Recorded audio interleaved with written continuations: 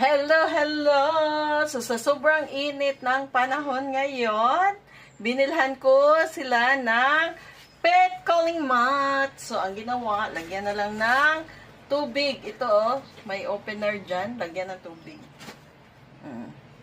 So, para maano naman yung aso natin, yung mga pets natin ngayon. Hindi na masyadong naiinitan. Yan, sandali. Ipakita ko. Yan na. Sige, oh, ayan oh. Nice. Dalawa ang binili ko kasi dalawa sila. Hi, Lance. Bilhan nyo din ang mga pets para makakatulong maibsan yung init ng panahon.